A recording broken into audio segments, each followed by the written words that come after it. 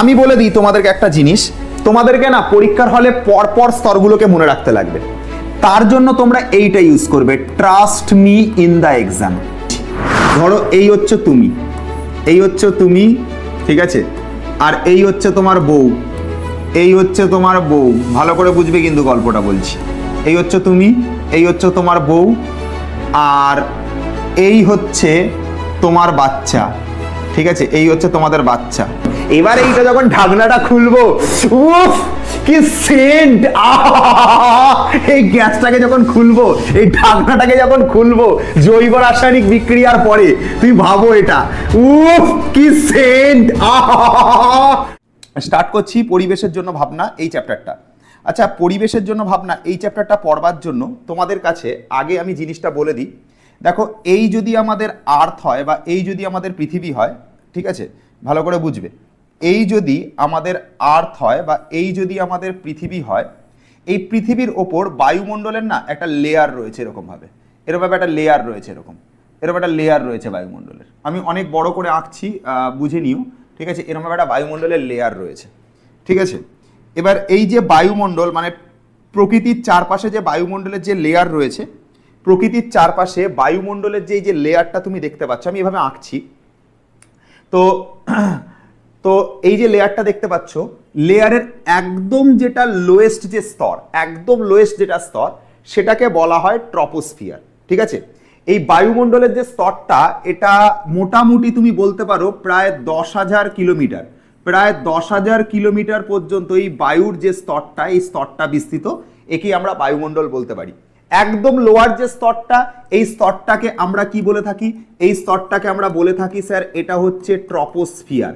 Sir এই স্তরটাতে কি হয়, কেন স্যার এই স্তরটা খুব গুরুত্বপূর্ণ, আগে ভালো করে বুঝে নাও। এই স্তরে কি কি হয় বোঝো, ঝড়, মেঘ, বজ্রপাত, তুষারপাত সব এই স্তরটাতে হবে, ঠিক আছে।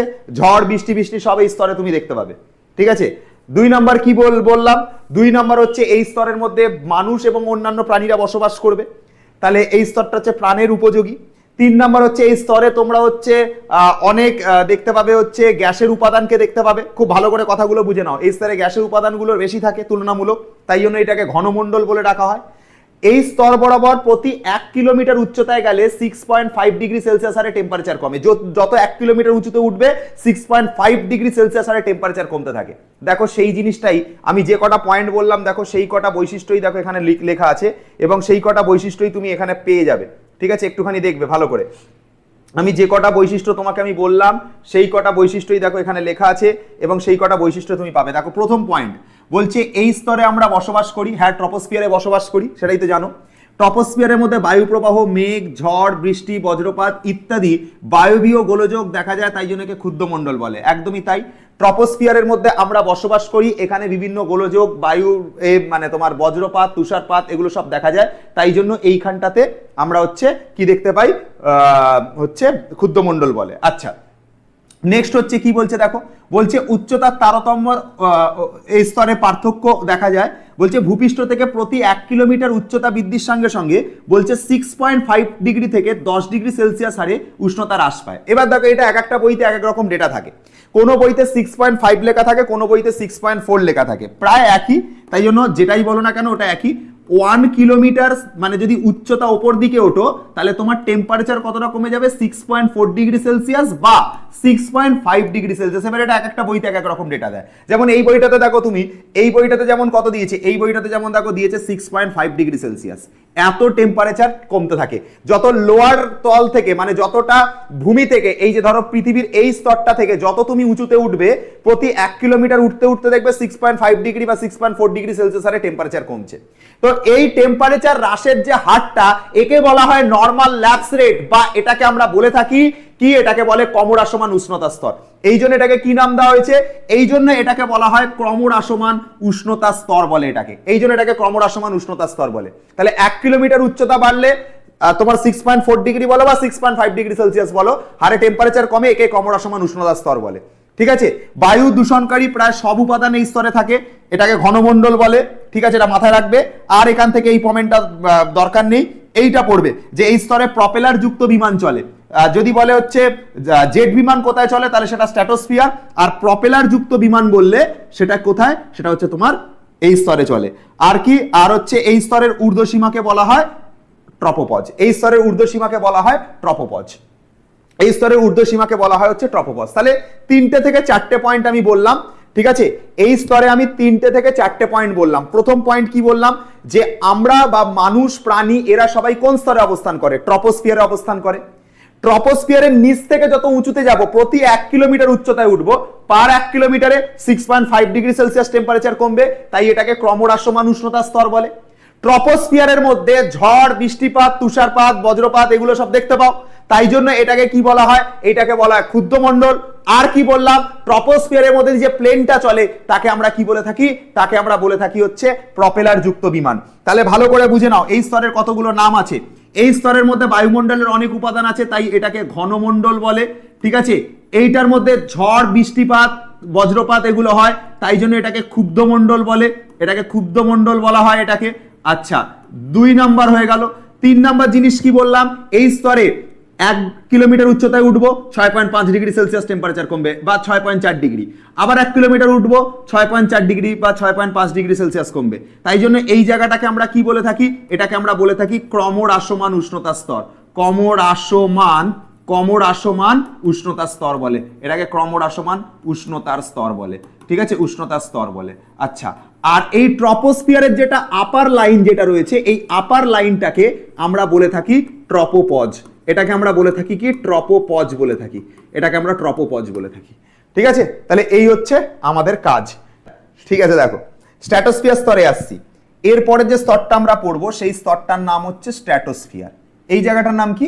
এই জায়গাটার নাম হচ্ছে স্ট্র্যাটোস্ফিয়ার। স্ট্র্যাটোস্ফিয়ারের কতগুলো জিনিস জানতে লাগে, ভালো করে বোঝো। স্ট্র্যাটোস্ফিয়ার যেটা রয়েছে, স্ট্র্যাটোস্ফিয়ার স্তরের কিছু জিনিস আমাকে জানতে লাগে। 1 নাম্বার, এই স্তর শান্ত থাকে, তাই একে আমরা শান্ত মণ্ডল বলি। ঝড়, বৃষ্টিপাত যা দেখা দেখির ছিল সব এই স্তরে দেখে ফেলেছি, এই স্তর শান্ত থাকে, শান্ত মণ্ডল বলি। এই স্তরের মধ্যে দিয়ে জেট বিমান চলাচল করে, ঠিক আছে, শান্ত স্তর, তাই এর মধ্যে দিয়ে জেট বিমান যেতে পারে, শান্ত মণ্ডল। তাছাড়া আর কি আছে? আচ্ছা, এছাড়া এই দুটো পয়েন্ট মেন, এই দুটো পয়েন্ট মেন। শান্ত মণ্ডল বলে, জেট বিমান চলাচল করে। আর আগের বারে যেমন ওপর দিকে উঠলে উষ্ণতা কমতো, এবারে হচ্ছে আমরা দেখতে পাবো যেটা আমাদের টেম্পারেচার রয়েছে সেই টেম্পারেচারটা বাড়বে উচ্চতা বাড়ার সাথে সাথে। এখানে যেরকম টেম্পারেচার কমতো, এক্ষেত্রে টেম্পারেচার বাড়বে, উচ্চতা বৃদ্ধির সাথে সাথে টেম্পারেচার বাড়বে। তাহলে 3টে কথা বললাম। শান্ত মণ্ডল বলে, ঝড় বৃষ্টিপাত এরকম দেখা যায় না, জেট বিমান চলাচল করে, আর টেম্পারেচার বাড়তে থাকে। এই স্তরে যত উঁচুতে যাবে টেম্পারেচার বাড়তে থাকে। আর আরেকটা জিনিস কি, এর যেটা ঊর্ধ্বসীমা সেটাকে আমরা স্ট্র্যাটোপজ বলি, এটাকে ট্রপোপজ বলা হয়। যেরকম এইটাকে কি বলা হয়, এটাকে যেমন ট্রপোপজ বলে, এটাকে স্ট্র্যাটোপজ বলে, সেরকম এটাকে স্ট্র্যাটোপজ বলে, এটাকে স্ট্র্যাটোপজ বলে, ঠিক আছে। দেখো, আমরা এই জায়গাটাতে এই জিনিসটাই আমরা এখানটাতে লিখে রেখেছি। দেখো, যা লিখে রেখেছি সব জিনিসগুলো একটুখানি ভালো করে দেখে নাও, ঠিক আছে, একটুখানি ভালো করে দেখে নাও। দেখো, এই স্তরে বায়ুর ঘনত্ব কম, ঠিক আছে। এই স্তরে জলীয় বাষ্প বা বায়ু বা ঝড় বৃষ্টিপাত এগুলো হয় না, তাই এটাকে শান্তমণ্ডল বলে, ঠিক আছে। আর কি বললাম, এই স্তরের মধ্যে ওজোন গ্যাসের প্রাধান্য থাকে, ভালো করে বুঝে নাও। এই স্তরটার মধ্যে ওজোন গ্যাসের প্রাধান্য থাকে। 20 থেকে 35 কিলোমিটার উচ্চতার মধ্যে ওজোন গ্যাসের ঘনত্ব দেখা যায়, তাই এই 20 থেকে 35 কিলোমিটার পর্যন্ত ওজোন গ্যাসের ঘনত্ব দেখা যায়, তাই জন্য এটাকে ওজোন স্তর বা ওজোন লেয়ার বলা হয়। তাহলে আমরা ওজোন স্ফিয়ার কাকে বলছি, কেন বলছি, ভালো করে বোঝো, রিজনটা বুঝে নাও। মনে করো এইটা আমাদের পুরোটা একটা লেয়ার রয়েছে, এই হচ্ছে আমাদের পুরোটা লেয়ার, ভালো করে বোঝো। এবার এই জায়গাটা, ধরো এই জায়গাটা ট্রপোস্ফিয়ার হয়ে গেল, এটা আমাদের ট্রপোস্ফিয়ার হয়ে গেল, মন দিয়ে শুনবে। এই পুরোটা আমাদের স্ট্র্যাটোস্ফিয়ার, ঠিক আছে। এইখান থেকে শুরু করে এই অবধি পুরোটা হচ্ছে স্ট্র্যাটোস্ফিয়ার। পুরোটা কি স্যার? পুরোটা হচ্ছে স্ট্র্যাটোস্ফিয়ার, পুরোটা হচ্ছে স্ট্র্যাটোস্ফিয়ার। তো স্ট্র্যাটোস্ফিয়ার শুরু হয় কত থেকে স্যার? 18 কিলোমিটার থেকে 50 কিলোমিটার পর্যন্ত। তার মানে এখান থেকে শুরু করে ট্রপোস্ফিয়ার পর্যন্ত এই অবধি হচ্ছে আমাদের 18 কিলোমিটার, ভালো করে বোঝো। গ্রাউন্ড থেকে শুরু করে ট্রপোস্ফিয়ার অবধি 18 কিলোমিটার, আর এই অবধি, এইখান থেকে এই অবধি হচ্ছে কত? এই অবধি হচ্ছে এইটা, এই যে এইখান থেকে শুরু করে এই অবধি যতটা, এই অবধি যেটা, এটা হচ্ছে 18 থেকে 50 কিলোমিটার, এই অবধি হচ্ছে 50 কিলোমিটার, এই হচ্ছে 18 থেকে 50 কিলোমিটার এই অবধি, ঠিক আছে। এই অবধি হচ্ছে 18 থেকে 50 কিলোমিটার এই অবধি। 18 থেকে 50 কিলোমিটার, এইখান থেকে শুরু করে এই অবধি 18 থেকে 50 কিলোমিটার। এর মধ্যে যে জায়গাটাতে 20 থেকে 35 কিলোমিটারের পার্ট থাকবে সেখানে আমরা দেখতে পাবো O3 মানে ওজোন গ্যাস দেখতে পাবো। তাহলে 18 থেকে শুরু করে 50 কিলোমিটার পর্যন্ত স্ট্র্যাটোস্ফিয়ার, তার মধ্যে 20 থেকে 35 কিলোমিটার অংশে 20 থেকে 35 কিলোমিটার অংশে আমরা ওজোন গ্যাসের প্রাধান্য দেখতে পাবো। তাই জন্য স্ট্র্যাটোস্ফিয়ারের একটা পার্ট হচ্ছে ওজোন গ্যাস বা ওজোন স্তর বলা হয়। স্ট্র্যাটোস্ফিয়ারের একটা পার্ট হচ্ছে ওজোন স্তর, ঠিক আছে? ওজোন স্তর হচ্ছে স্ট্র্যাটোস্ফিয়ারের একটা পার্ট। তাহলে স্ট্র্যাটোস্ফিয়ারের মধ্যে ঝড় বৃষ্টিপাত এগুলো হবে না, তাই জন্য সেটাকে আমরা কি বলি? শান্তমণ্ডল বলি। জেট বিমান চলাচল করে শান্তমণ্ডল বলে। আর উচ্চতা বৃদ্ধির সাথে সাথে উষ্ণতা কমতে থাকে, এই উষ্ণতা বাড়তে থাকে, এক্ষেত্রে উষ্ণতা বাড়তে থাকে। আর স্ট্র্যাটোস্ফিয়ারের ঊর্ধ্বসীমাকে বলা হয় স্ট্র্যাটোপজ। তাহলে স্ট্র্যাটোস্ফিয়ারের ঊর্ধ্বসীমাকে কি বলা হয়? স্ট্র্যাটোস্ফিয়ারের ঊর্ধ্বসীমাকে বলা হয় হচ্ছে স্ট্র্যাটোপজ বলা হয়। তাহলে যা যা পড়ালাম তাই জিনিস রয়েছে। তাহলে 4টে পয়েন্ট আর একবার রিপিট করছি, ঠিক আছে? ভালো করে বুঝবে, ঠিক আছে? ভালো করে বুঝবে। স্ট্র্যাটোস্ফিয়ার যেটা রয়েছে সেটা ট্রপোস্ফিয়ারের ঠিক আপার পার্ট, 18 থেকে 50 কিলোমিটার পর্যন্ত। 20 থেকে 35 কিলোমিটার পার্টটাতে ওজোন গ্যাস রয়েছে, তাই ওটা ওজোন স্তর। আর আমি কি বললাম? আর আমি বললাম এখানে ঝড় বৃষ্টিপাত এগুলো হয় না, ঠিক আছে? ঝড় বৃষ্টিপাত এগুলো হয় না, তাই জন্য এটা শান্তমণ্ডল। এখান দিয়ে জেট বিমান চলাচল করে। এই 4-5টা পয়েন্ট মনে রাখলে হয়ে যাবে। এই 4-5টা পয়েন্ট জেনে রাখলে তোমাদের কাজ মোটামুটি হয়ে যাবে, ঠিক আছে? তাহলে বারবার আমি একটাই কথাই হাইলাইট করে দেবো যে এই 18 কিলোমিটার থেকে এই 50 কিলোমিটার পর্যন্ত অংশটা, 18 থেকে 50 স্ট্র্যাটোস্ফিয়ার। 20 থেকে 35 কিলোমিটারের মধ্যে ওজোন গ্যাস থাকে, তাই ওই জায়গাটাকে ওজোন স্তরও বলে, যেটা আমাদের অতিবেগুনি রশ্মির হাত থেকে বাঁচায়, ক্ষতিকারক অতিবেগুনি রশ্মির হাত থেকে বাঁচায় ওটা। আর হচ্ছে এইখানটাতে জেট বিমান চলাচল করতে পারে, এখানে ঝড় বৃষ্টি হয় না, তাই এটাকে শান্তমণ্ডল বলে। এই গেল হচ্ছে ব্যাপার, ঠিক আছে? আর যত গ্রাউন্ড থেকে যত ওপর দিকে যাব তত আমরা দেখতে পাবো উষ্ণতা আমাদের বৃদ্ধি পাচ্ছে। তাহলে খুব সুন্দর ব্যাপারটা বোঝো, খুব সুন্দর ব্যাপারটা বোঝো। প্রথম ক্ষেত্রে টেম্পারেচার কমে, তারপরেরটার ক্ষেত্রে টেম্পারেচার বাড়ে, আবার তারপরেরটার ক্ষেত্রে দেখতে পাবো টেম্পারেচার কমবে। আমরা যখনই এর পরের স্তরটাতে যাব, এর পরের স্তরটার নাম হচ্ছে মেসোস্ফিয়ার। এর পরের স্তরটার নাম হচ্ছে মেসোস্ফিয়ার। এই মেসোস্ফিয়ারের যে উচ্চতা সেটা এই অবধি, অর্থাৎ 50 থেকে শুরু করে 80 কিলোমিটার পর্যন্ত। 50 থেকে শুরু করে 80 কিলোমিটার পর্যন্ত মেসোস্ফিয়ারের উচ্চতা, ঠিক আছে? তাহলে কি বললাম? 50 থেকে শুরু করে 80 পর্যন্ত, 50 থেকে শুরু করে 80 পর্যন্ত মেসোস্ফিয়ারের উচ্চতা, এটা 50 থেকে 80 কিলোমিটার পর্যন্ত। মেসোস্ফিয়ার হচ্ছে যেরকম বাড়িতে মাসিদের ভয়েতে, ভালো করে আমার কথাটা শুনবো, ভালো করে কথাটা শুনবো, যেরকম মাসিদের ভয়েতে মেসোরা ঠান্ডা হয়ে থাকে, দেখবে তোমার বাড়িতে যদি তোমার হয়তো মাসি থাকতে পারে, তোমার মাসির ভয়তে তো মেসোরা ভয়তে জুজু হয়ে থাকে, ঠান্ডা হয়ে থাকে। যদি মাসি ঠ্যাঙানি দেয় সেই ভয়তে মেসোরা দেখবে ঠান্ডা হয়ে থাকে। সেরকম ভাবে এর নামের মধ্যেই বলে দিচ্ছে মেসো, মানে এই স্তরের মধ্যে সব থেকে ঠান্ডা এই স্তর হচ্ছে মেসো। যেরকম ঠান্ডা হয় বাড়ির মাসিদের ভয়তে, সেরকম মেসো হচ্ছে খুব ঠান্ডা। তাই জন্য এই স্তরটাকে আমরা বলে থাকি শীতলতম স্তর। এই স্তরটাকে কি বলা হয় স্যার? এটাকে বলা হয় শীতলতম স্তর। এই স্তরটা কি স্যার? শীতলতম স্তর। যেহেতু এটা ঠান্ডা, ঠান্ডা স্তর যেহেতু, তাহলে এখান দিয়ে যখন কোনো উল্কাপিণ্ড আসবে, কোনো উল্কাপিণ্ড আসলে উল্কাপিণ্ড পুড়ে ছাই হয়ে যাবে। যেহেতু ঠান্ডা, তাহলে উল্কা কি হয়ে যাবে? উল্কা পুড়ে ছাই হয়ে যাবে। উল্কা পুড়ে ছাই হয়ে যাবে এই জায়গাটা, উল্কাপিণ্ড পুড়ে ছাই হয়ে যাবে, ঠিক আছে?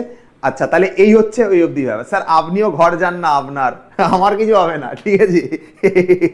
তাহলে এখানে গেলে কি হয়? টেম্পারেচার কমতে থাকে, ঠিক আছে? তাহলে কি বললাম? 18 থেকে 50 হচ্ছে স্ট্র্যাটোস্ফিয়ার, তারপর আবার 50 থেকে 80 হচ্ছে মেসোস্ফিয়ার। মেসোস্ফিয়ারে টেম্পারেচার কম, ঠিক আছে? অনেকটা ওই মেসোদের মতো, বাড়িতে যেমন মেসোরা মাসিদের ভয়তে ঠান্ডা হয়ে থাকে, সেরকম মেসোস্ফিয়ারে কি হয়? মেসোস্ফিয়ার হচ্ছে শীতলতম স্তর। আর এখানে কি হয়? উল্কাপিণ্ড পুরো ছাই হয়ে যায়, যেহেতু এটা ঠান্ডা স্তর। ঠান্ডা স্তর বলে এখানে উল্কাপিণ্ড পুরো ছাই হয়ে যায়। এই অবধি তুমি জানতে পারবে, মাথা রাখতে পারবে। এবার আসি থার্মোস্ফিয়ারে। থার্মোস্ফিয়ারের কেসটা হচ্ছে 80 থেকে 500 কিলোমিটার উচ্চতার পাল্লায় এটা অবস্থান করে, যেটা থার্মোস্ফিয়ার থাকে। থার্মোস্ফিয়ারে টেম্পারেচার বেশি হবে, নামের মধ্যেই বলে দিচ্ছে থার্মো, নামের মধ্যেই বলে দিচ্ছে থার্মো, তার মানে টেম্পারেচার বেশি হবে, টেম্পারেচার বেশি হবে। বলছে এর ঊর্ধ্ব সীমায় নাকি প্রায় 1200 কিলোমিটার 1200 ডিগ্রি সেলসিয়াস পর্যন্ত টেম্পারেচার থাকে। ভালো করে বোঝো, থার্মোস্ফিয়ারের যে ঊর্ধ্ব সীমা সেখানে 1200 ডিগ্রি সেলসিয়াস টেম্পারেচার থাকে। থার্মোস্ফিয়ারে যেটা ঊর্ধ্ব সীমা থাকে সেখানে 1200 ডিগ্রি সেলসিয়াস টেম্পারেচার থাকে। বলছে যে রশ্মিগুলির প্রভাবে, এই স্তরের যে রশ্মিগুলো থাকে তার প্রভাবে এই স্তরের নিম্নাংশের যে বায়ুটা থাকে সেটা আয়নিত অবস্থায় থাকে বলে এই স্তরটাকে আমরা আয়নমণ্ডল বা আয়নমণ্ডল বলে থাকি। তাহলে অণু, পরমাণু, আয়নগুলি সংমিশ্রিত হয়ে প্লাজমা অবস্থা থাকে এর নিচের অংশটাতে, তাই জন্য এটাকে আমরা আয়নমণ্ডল বলে থাকি। তাহলে পুরো পিকচারটাকে যদি তোমার সামনে একবার ভালোভাবে রিপ্রেজেন্টেশন করি, তাহলে তুমি দেখো ভালো করে জিনিসটাকে বুঝতে পারো কিনা। দেখো, এই যদি আমাদের ওভারঅল লেয়ার ঘটে, এই যদি আমাদের ওভারঅল লেয়ার থাকে, এই লেয়ারের একদম লোয়ার পার্টটা আমাদের ট্রপোস্ফিয়ার, একদম লোয়ার পার্টটা আমাদের ট্রপোস্ফিয়ার, তার ওপরের পার্টটা আমাদের স্ট্র্যাটোস্ফিয়ার, তার ওপরের পার্টটা হচ্ছে স্ট্র্যাটোস্ফিয়ার, ঠিক আছে। তার ওপরের পার্টটা আমাদের কি, তার ওপরের পার্টটা আমাদের হচ্ছে মেসোস্ফিয়ার, তার ওপরের পার্টটা আমাদের কি মেসোস্ফিয়ার, তার ওপরের পার্টটা কি আমাদের থার্মোস্ফিয়ার, ঠিক আছে। থার্মোস্ফিয়ারের আবার দুটো ভাগ, আর এর ওপরের পার্টটা হচ্ছে এক্সোস্ফিয়ার, এর ওপরের পার্টটা হচ্ছে এক্সোস্ফিয়ার, আর তার ওপরের পার্টটা হচ্ছে ম্যাগনেটোস্ফিয়ার, ম্যাগনেটোস্ফিয়ার। আমার কথাগুলো এবার মন দিয়ে শুনবে। তাহলে ট্রপোস্ফিয়ার রয়েছে 18 কিলোমিটার পর্যন্ত, তারপরে ট্রপোস্ফিয়ারের পর 50 কিলোমিটার পর্যন্ত আপ টু 50 কিলোমিটার পর্যন্ত রয়েছে স্ট্র্যাটোস্ফিয়ার, তারপরে 50 থেকে 80 কিলোমিটার পর্যন্ত তোমার রয়েছে মেসোস্ফিয়ার, ঠিক আছে। এইখানে সে 80 কিলোমিটার ফিনিশ হচ্ছে। তারপর 80 থেকে 500 কিলোমিটার পর্যন্ত আপ টু 500 কিলোমিটার পর্যন্ত রয়েছে থার্মোস্ফিয়ার, তারপর 500 থেকে এই অবধি হচ্ছে 750 কিলোমিটার পর্যন্ত এক্সোস্ফিয়ার, এবং বাকি পার্টটা কি আপ টু 10,000 কিলোমিটার পর্যন্ত তোমার বাকি পার্টটাতে কি রয়েছে, ম্যাগনেটোস্ফিয়ার রয়েছে। আমরা বুঝলাম যেটা আমাদের ট্রপোস্ফিয়ার থাকে সেটাকে ক্ষুদ্রমণ্ডল বলে, সেখানে ঝড় বৃষ্টি দেখা যায়, সেখানে হচ্ছে তোমার ঘনমণ্ডল এটা, সেখান থেকে তোমার হচ্ছে কি বলে, সেখানে সব মানুষ প্রাণীরা এখানে বসবাস করে, এগুলো আমরা শিখলাম। এবং 1 কিলোমিটার উচ্চতাতে দেখতে পেলাম 6.4 ডিগ্রি সেলসিয়াস হারে টেম্পারেচার কমছে, তাই এটাকে নর্মাল ল্যাপস রেট বলে। স্ট্র্যাটোস্ফিয়ারে আমরা কি দেখতে পেলাম, স্ট্র্যাটোস্ফিয়ারে আমরা দেখতে পেলাম এটাকে শান্তমণ্ডল বলে, কারণ ঝড় বৃষ্টি হয় না, জেট বিমান চলে, আর এখানে প্রপেলার যুক্ত বিমান চলে। আচ্ছা, মেসোস্ফিয়ার হচ্ছে সব থেকে ঠান্ডা স্তর, মেসোরা যেরকম বাড়িতে ঠান্ডা থাকে মাসিদের ভয়তে, তাই এখানে উল্কাপিণ্ড পুড়ে ছাই হয়ে যায়। তারপরে আমরা দেখতে পেলাম থার্মোস্ফিয়ার, থার্মোস্ফিয়ার যেহেতু নামের মধ্যেই দেখো থার্মো কথাটা রয়েছে, তাহলে এটা উষ্ণতম স্তর, এটা উষ্ণতম স্তর। এবং এর যে আপার লেয়ারটা দেখতে পাচ্ছ, এর যে আপার পার্ট, সেখানে প্রায় 1200 ডিগ্রি সেলসিয়াস টেম্পারেচার দেখা যায়, এত হাই টেম্পারেচার সেখানে দেখতে পাবে, প্রায় 1200 ডিগ্রি সেলসিয়াস টেম্পারেচার দেখতে পাবে। লোয়ার পার্টে তোমার হচ্ছে গ্যাসের অণুগুলো আয়নিত অবস্থায় থাকে, এখানে সবাই আয়নিত অবস্থায় থাকে, তাই জন্য এই জায়গাটাকে আমরা কি বলে থাকি, আয়নোস্ফিয়ার বলে থাকি, এই জায়গাটাকে আমরা আয়নোস্ফিয়ার বলে থাকি। এখানে আয়নোস্ফিয়ারে আমরা মেরুজ্যোতি দেখতে পাই এবং বেতার তরঙ্গ প্রতিফলিত হয়। কি কি হয়, আয়নোস্ফিয়ারে হচ্ছে মেরুজ্যোতি দেখা যায়, ভালো করে শুনে নাও, মেরুজ্যোতি দেখা যায়, এবং তার সঙ্গে কি দেখা যায়, আর হচ্ছে তোমার হচ্ছে বেতার তরঙ্গ প্রতিফলিত হয়, বেতার তরঙ্গ প্রতিফলিত হয়। এই দুটো জিনিস এখানে মনে রাখতে লাগবে। যেটা আয়নোস্ফিয়ার থাকবে তার মধ্যে মেরুজ্যোতি দেখা যায় আর বেতার তরঙ্গ প্রতিফলিত হয়, আপার লেয়ারটা 1200 ডিগ্রি সেলসিয়াসের হয়, আর এটা উষ্ণতম স্তর হয়ে গেল। আর এখান থেকে কিছু লাগবে না, খেল খাতাম, ঠিক আছে, আর কিচ্ছু লাগবে না এখান থেকে। দেখে নাও এই অবধি থার্মোস্ফিয়ারে যা যা পড়ালাম তাই রয়েছে, একটুখানি দেখে নেবে। দেখে নাও, থার্মোস্ফিয়ারের ঊর্ধ্ব সীমায় 1200 ডিগ্রি সেলসিয়াস টেম্পারেচার থাকে, আর নিম্নাংশে বায়ু আয়নিত অবস্থায় থাকে বলে একে আয়নোস্ফিয়ার বলে। হয়ে গেল এই অবধি কাজ। এই স্তরে কি বললাম, বেতার তরঙ্গ প্রতিফলিত হয়, আর হচ্ছে তোমার কি বেতার তরঙ্গ প্রতিফলিত হয়, দেখে নাও বেতার তরঙ্গ প্রতিফলিত হয় আর মেরুজ্যোতি দেখা যায়। হয়ে গেল আপার পার্টের লেয়ারের টেম্পারেচার 1200 ডিগ্রি সেলসিয়াস। এবার চলে আসবো হচ্ছে এক্সোস্ফিয়ার, এবার চলে আসবো হচ্ছে এক্সোস্ফিয়ার। এক্সোস্ফিয়ারে উপগ্রহগুলোকে অবস্থান করা হয়, যেগুলো স্যাটেলাইট, সেই স্যাটেলাইট গুলোকে কোথায় অবস্থান করানো হয়, এক্সোস্ফিয়ার স্তরে। এক্সোস্ফিয়ার স্তরের মানে উচ্চতা কত, 500 থেকে 750। এক্সোস্ফিয়ার স্তরে 500 থেকে 750, এখানে যাদেরকে স্থাপন করা হয় সেগুলো হচ্ছে উপগ্রহগুলোকে স্থাপন করা হয়। তারপরে 750 থেকে 10,000 পর্যন্ত, 750 থেকে 10,000 পর্যন্ত যে স্তরটা দেখতে পাবো তার নাম ম্যাগনেটোস্ফিয়ার। এখানে আমরা দেখতে পাবো ভ্যান অ্যালেন বিকিরণ বলয়, ভ্যান অ্যালেন বিকিরণ বলয় এটাকে দেখতে পাবো, ভ্যান অ্যালেন বিকিরণ বলয় এই জায়গাটাতে দেখা যায়, ভ্যান অ্যালেন বিকিরণ বলয় দেখা যায়। তাহলে এই হয়ে গেল আমাদের অল স্তর। দেখে নাও, এই দেখে নাও উপগ্রহগুলোকে কোন স্তরে স্থাপন করা হয়, দেখে নাও এদিকে দেখো, দেখো এই স্তরে উষ্ণতা বৃদ্ধি পায়, তবে বৃদ্ধি থার্মোস্ফিয়ারের মতো অত দ্রুত হয় না। বলছে এই স্তরে অন্তিম অংশে উষ্ণতা প্রায় 1600 ডিগ্রি সেলসিয়াস। কৃত্রিম উপগ্রহগুলো যেগুলো স্যাটেলাইট থাকে, যেগুলো মহাকাশ কেন্দ্রগুলি, সেগুলো সব এইখানে স্থাপন করা হয়।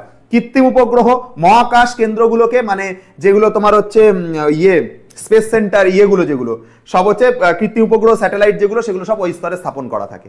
আর অন্তিম অংশে টেম্পারেচার কত? 1600°C temperature. ঠিক আছে, তাহলে এই হয়ে গেল ব্যাপার। ঠিক আছে, এই জায়গাটা কি হবে? এই জায়গাটা হচ্ছে 1600°C টেম্পারেচার থাকবে, এটা উষ্ণতম হবে, এটা উষ্ণতম হবে। একটু ভুল হয়ে গেছে আমার, সরি, এক্সট্রিমলি সরি। এই জায়গাটা উষ্ণতম স্তর হবে, এটা হচ্ছে 1200°C, এখানে উষ্ণতম হবে না, কারণ এর থেকেও তো বেশি আছে এখানে। আচ্ছা, যাই হোক, এই অবধি দেখে বলো বুঝতে পেরেছো কিনা। দেখো, আর একটা লাস্ট আছে তোমার ম্যাগনেটোস্ফিয়ার। ম্যাগনেটোস্ফিয়ারে হচ্ছে তোমার দেখতে পাবো, ভ্যান অ্যালেন বিকিরণ বলা হয়। আর হচ্ছে হ্যাঁ, হাইড্রোজেন আর হিলিয়াম গ্যাসের প্রাধান্য এই স্তরে দেখা যায় বাবু। এই কোশ্চেনটা কিন্তু পরীক্ষাতে দিতে পারে, দেখে নেবে বাবু। এই স্তরে কিন্তু দেখে নেবে যে এই স্তরে না হাইড্রোজেন গ্যাসের প্রাধান্য আর হিলিয়াম গ্যাসের প্রাধান্য দেখা যায়, আর এখানে ভ্যান অ্যালেন বিকিরণ বলা হয়, ম্যাগনেটোস্ফিয়ারে দেখা যায়। আমি বলে দিই তোমাদেরকে একটা জিনিস, তোমাদেরকে না পরীক্ষার হলে পরপর স্তরগুলোকে মনে রাখতে লাগবে। তার জন্য তোমরা এইটা ইউজ করবে, trust me in the exam. Trust করতে হবে আমাকে, trust me in the exam, in the exam, এটা তোমরা আমাকে এটা ইউজ করবে, trust me in the exam. ভালো করে বুঝে নাও trust me in the exam মানে কি। এখানে টিআর কথাটার অর্থ হচ্ছে ট্রপোস্ফিয়ার, ট্রপোস্ফিয়ার, এগুলো পরপর মনে রাখার টেকনিক। এসটি কথাটার অর্থ হচ্ছে স্ট্র্যাটোস্ফিয়ার, স্ট্র্যাটোস্ফিয়ার। ঠিক আছে, আচ্ছা। তারপরে থাকে এমই, এমই কথাটার অর্থ হচ্ছে মেসোস্ফিয়ার, মেসোস্ফিয়ার হলো। আর তোমার ইন কথাটার অর্থ হচ্ছে আয়োনোস্ফিয়ার, যেহেতু আয়োনোস্ফিয়ারটা থার্মোস্ফিয়ারের মধ্যে থাকে তাই থার্মোর লোয়ার পার্টে এটাকে লেখা হয়েছে। টিএইচ, টিএইচ কথার অর্থ হচ্ছে থার্মোস্ফিয়ার, থার্মোস্ফিয়ার। আর তোমার এইখানে কি থাকবে? ইএক্স অর্থাৎ এক্সোস্ফিয়ার, এক্সোস্ফিয়ার। আর লাস্টে কি আছে গো? লাস্টে আছে এম, এম মানে ম্যাগনেটোস্ফিয়ার, ম্যাগনেটো, ম্যাগনেটোস্ফিয়ার এটা।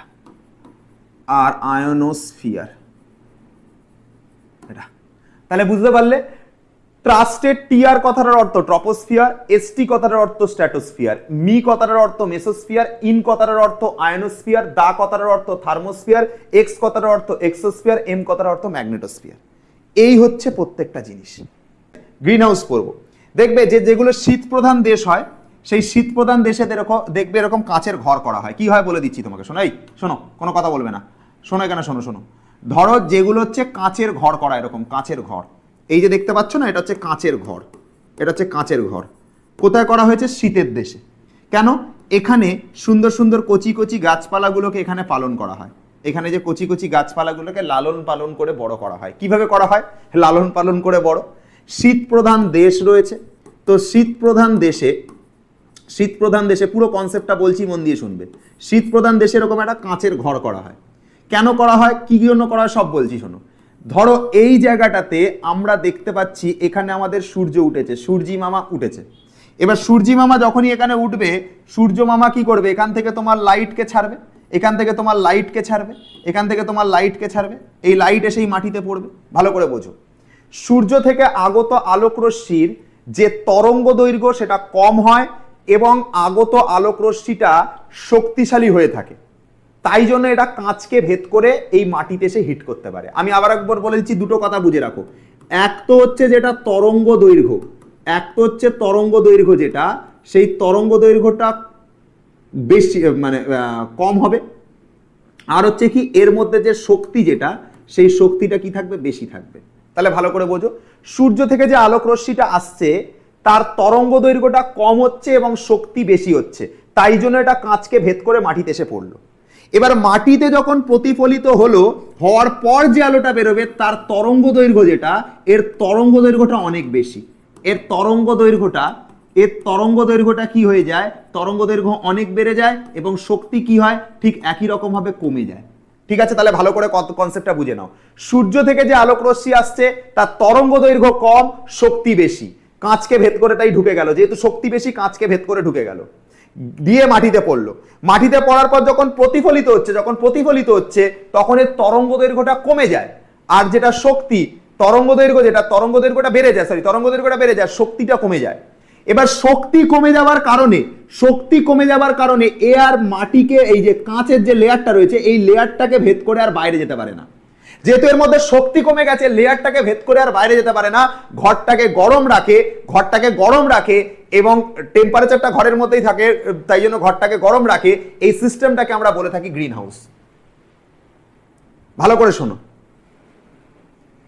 একটুখানি মন দিয়ে শোনো বাবু, কেমন, এদিকে তাকাও, মন দিয়ে শোনো। আমি আবার কি বললাম, সূর্য যেটা দেখতে পাচ্ছ, সেই সূর্য থেকে যে আলোক রশ্মিটা আসছে, সেই আলোক রশ্মির তরঙ্গ দৈর্ঘ্য কম হয়, শক্তিটা বেশি হয়। তাই শক্তি বেশি হওয়ার কারণে এটা কাঁচকে ভেদ করে মাটিতে চলে আসে, মাটিতে হিট করার পর যখন প্রতিফলিত হয়, প্রতিফলিত হওয়ার সময় এর যে তরঙ্গ দৈর্ঘ্য সেটা বেড়ে যায়, আর এই আলোটার মধ্যে যে শক্তি সেটা কমে যায়। শক্তি কমে যাওয়ার জন্য এটা কাঁচকে ভেদ করে আর বাইরে যেতে পারে না, এই ঘরের মধ্যে আবদ্ধ থাকে। তাই জন্য এটাকে আমরা বলে থাকি গ্রিন হাউস।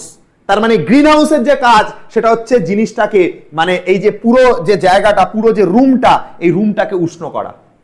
গ্রিন হাউসের কাজ কি হলো তাহলে? পুরো ঘরটাকে উষ্ণ করা। ওই ঠান্ডার মধ্যে এই গাছগুলো বাঁচতে পারতো না, তা ঘরটাকে তো গরম করে দিল না। এই গ্রিন হাউসটা কি করলো? ঘরটাকে তো গরম করে দিল।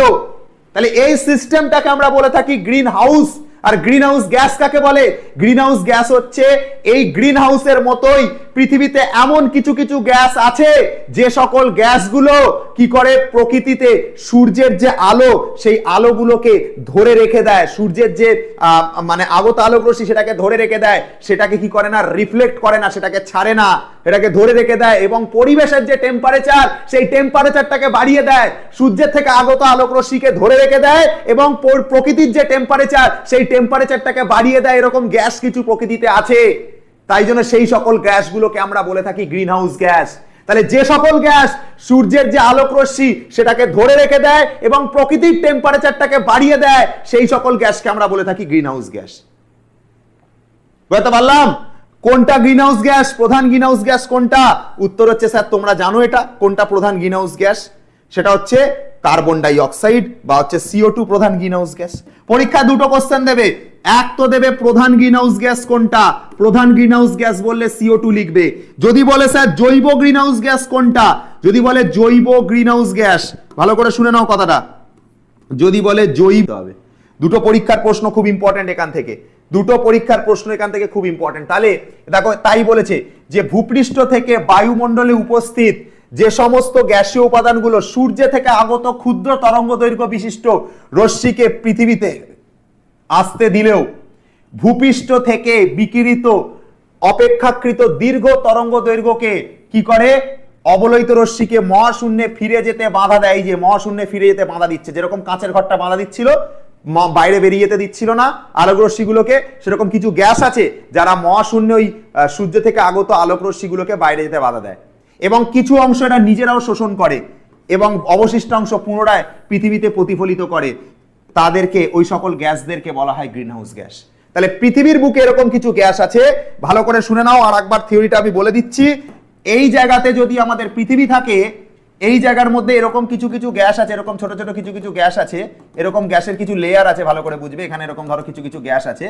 এইখানে যে সূর্য উঠেছে না, এইখানে যে সূর্য উঠেছে, ভালো করে আমার কথাটা শোনো, কনসেপ্টটা বোঝার চেষ্টা করো। এখানে যে সূর্যটা উঠেছে, মনে করো এই হচ্ছে সূর্য। কি হলো রে ভাই? ঠিক আছে, এই মনে করো সূর্য উঠেছে এখানে, এই হচ্ছে সূর্য উঠেছে এখানে। এই সূর্য থেকে যে আগত আলোক রশ্মি এসে পৃথিবীতে পড়লো, ঠিক আছে, সূর্য থেকে যে আগত আলোক রশ্মি এসে পৃথিবীতে পড়লো, সূর্য থেকে যে আগত আলোক রশ্মি, তার তরঙ্গ দৈর্ঘ্যটা ছোট। এই যে তরঙ্গ দৈর্ঘ্যটা ছোট, এর তরঙ্গ দৈর্ঘ্যটা ছোট, এর তরঙ্গ দৈর্ঘ্যটা ছোট, এসে পড়লো। যেই মাটিতে হিট করলো, হিট করার পর যখন সে প্রতিফলিত হচ্ছে, তখন তার তরঙ্গ দৈর্ঘ্য বেড়ে যায়, শক্তি কমে যায়, তো তাই তরঙ্গ দৈর্ঘ্যটা বেড়ে যায়। যেমন দেখবে একটা লম্বা সুতোকে ছিঁড়তে কিন্তু খুব সহজ।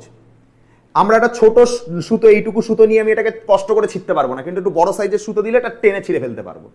তাই জন্য যখন এই সুতোটা যখন বড় হয়ে যায়, সেটাকে ভাবো সুতোর মতন করেই ভাবো, তো যখন এই ওয়েভলেন্থটা বড় হয়ে যায়, যে ওয়েভলেন্থটা বড় হয়ে যায়, তখন এটা তরঙ্গ দৈর্ঘ্য বেড়ে যাওয়ার জন্য, এর যে তরঙ্গ দৈর্ঘ্য রয়েছে, ভালো করে বোঝো জিনিসগুলো ভালো করে বোঝার চেষ্টা করো।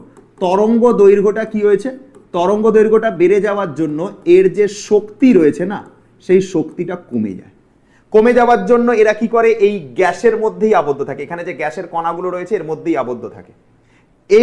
এই যে তোমার আলোক রশ্মিটা, এটার এর বাইরে যেতে পারে না, এই রশ্মিটা এর বাইরে আর যেতে পারে না, এইটার এর বাইরে যেতে পারে না। ফলে এটা কি হয়, এই জায়গার মধ্যে আবদ্ধ থাকে এবং পরে রিফ্লেক্ট করে আবার প্রকৃতিতে ফিরে আসে, মানে পৃথিবীতে আবার ফিরে আসে, এটা আবার রিফ্লেক্ট করে পৃথিবীতে ফিরে আসে। তাহলে এই জায়গার যে স্থানটা, এই জায়গাটা কি করছে, এই জায়গাটায় গরম রাখছে, উষ্ণতা রাখছে, উষ্ণতা বাড়াচ্ছে কারা, এই কার্বন ডাই অক্সাইড, CH4 এরকম জাতীয় গ্যাসগুলো বাড়াচ্ছে। এই জিনিসটাকে আমরা বলে থাকি হচ্ছে গ্রিন হাউস গ্যাস, এটাকে আমরা বলে থাকি গ্রিন হাউস গ্যাস। দেখে নাও বুঝতে পারলে কিনা। আমি কি বললাম, গ্রিন হাউস বললাম, গ্রিন হাউস গ্যাস বলেছি। গ্রিন হাউস কারা, শীত প্রধান দেশে যে কাঁচের ঘরগুলো থাকে, যারা প্রকৃতির থেকে মানে সূর্য থেকে আসা আগত আলোক রশ্মিকে বাইরে বেরোতে দিচ্ছে না, এটা যেরকম গ্রিন হাউস, ঠিক সেরকম ভাবে এখানে যে তোমার গ্যাসের কণাগুলো রয়েছে সেগুলোই সূর্য থেকে যে আলোক রশ্মি এসছে তাকে আর বাইরে যেতে দিচ্ছে না, এটাকে গ্রিন হাউস গ্যাস বলে। গ্রিন হাউস গ্যাস বেড়ে গেলে যা আলোক রশ্মি সূর্য থেকে এসে পড়বে সেটা তো আর বেরোতে পারবে না, গ্রিন হাউস গ্যাস তো আটকে দেবে না। তাহলে কি করবে, তোমার হচ্ছে টেম্পারেচার বা গ্লোবাল ওয়ার্মিংটা বেড়ে যাবে। পৃথিবীর বুকে যে গ্লোবাল ওয়ার্মিং, সেই গ্লোবাল ওয়ার্মিংটা বেড়ে যাবে, অর্থাৎ উষ্ণতা বৃদ্ধি পাবে। আর এই গ্লোবাল ওয়ার্মিং বৃদ্ধি পেলে তুমি জানো যে মেরু প্রদেশের যে বরফ সেটার গলন ঘটবে। মেরুতে মানে তোমাদের পৃথিবীর এই সব জায়গায়, এরকম মেরুর জায়গাতে কি থাকে, বরফ থাকে। তো যদি টেম্পারেচার বেড়ে যায় তাহলে বরফগুলো গলে জলে পরিণত হবে এবং হচ্ছে সমুদ্রের জলের লেয়ার বেড়ে যাবে, মেরু প্রদেশের বরফ গলে যাবে, সমুদ্রের জলের লেয়ার বেড়ে যাবে, প্রাকৃতিক ভারসাম্য আস্তে আস্তে নষ্ট হয়ে যাবে, এই জিনিসগুলোই ঘটবে।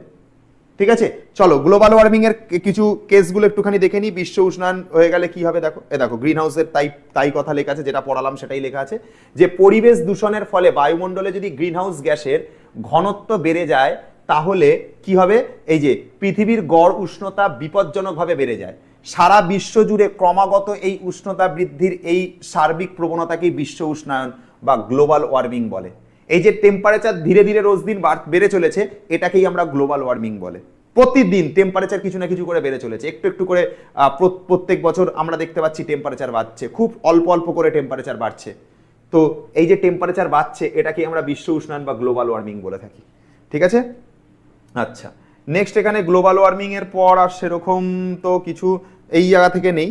আচ্ছা তোমাদের আর দুটো তিনটে জিনিস পড়াবো, তারপরে আমরা হচ্ছে এই টপিকের উপর কিছু কোশ্চেন অ্যান্সার ডিসকাশন করে নেবো। আচ্ছা আর এখান থেকে কি পড়বে দেখো, এই অবধি হয়ে গেল। আচ্ছা দেখো নেক্সট আমরা কি পড়বো, জীবাশ্ম জ্বালানি। দেখো এই জিনিস তোমরা পড়েছো, ছোটবেলা থেকে পড়ে আসছো।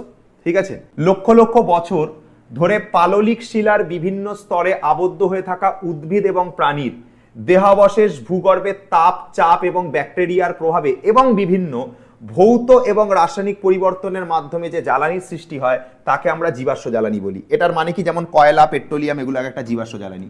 ধরো এই জায়গাতে মাটির লেয়ার রয়েছে, এর মধ্যে কি কি থাকতে পারে, এর মধ্যে থাকতে পারে কোনো প্রাণীর দেহাবশেষ, এইটা মনে করো একটা কোনো প্রাণী, দেখতে খুব কিউট, ঠিক আছে, কেউ বিয়ে করবে নাকি, এরকম একটা ছোট প্রাণী থাকতে পারে। এখানে মনে করো কোনো উদ্ভিদ থাকতে পারে, এরকম উদ্ভিদ থাকতে পারে।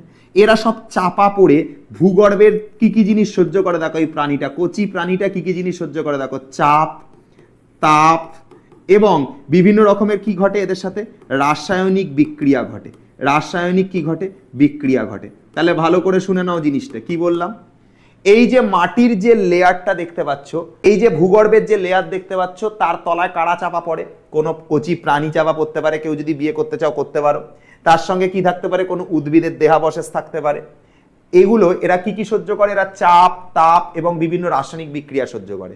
তো চাপ, তাপ, রাসায়নিক বিক্রিয়া এগুলো সহ্য করে এরা কি হয়, আস্তে আস্তে কি হয়, এরা তোমার রাসায়নিক বিক্রিয়ার ফলে যে জ্বালানিতে পরিণত হয় তাকে আমরা জীবাশ্ম জ্বালানি বলে থাকি, তাকে আমরা জীবাশ্ম জ্বালানি বলে থাকি। দেখো তাই লেখা আছে, যা পড়ালাম তাই লেখা আছে। দেখো এই যে বিভিন্ন পাললিক শিলার বিভিন্ন স্তরে আবদ্ধ হয়ে থাকা উদ্ভিদ এবং প্রাণীর দেহাবশেষ ভূগর্ভের তাপ, চাপ, ব্যাকটেরিয়া এবং রাসায়নিক বিক্রিয়ার ফলে এই যে ভৌত রাসায়নিক পরিবর্তন ঘটে যে জ্বালানির সৃষ্টি হয় তাকে জীবাশ্ম জ্বালানি বলে। কারা কারা হতে পারে, কয়লা হতে পারে, পেট্রোলিয়াম হতে পারে, প্রাকৃতিক গ্যাস হতে পারে, এরা সব জীবাশ্ম জ্বালানি বলা হয় এদেরকে।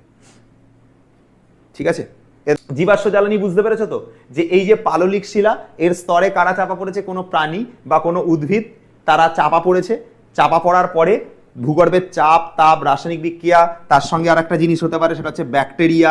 ঠিক আছে, ব্যাকটেরিয়া, এই ব্যাকটেরিয়া এগুলোর প্রভাবে কি হয়, এদের মধ্যে না ভৌত রাসায়নিক পরিবর্তন ঘটে, একটা জ্বালানি তৈরি হয়। সেই জ্বালানিটাকে আমরা কি বলি, সেই জ্বালানিটাকে আমরা বলি হচ্ছে জীবাশ্ম জ্বালানি।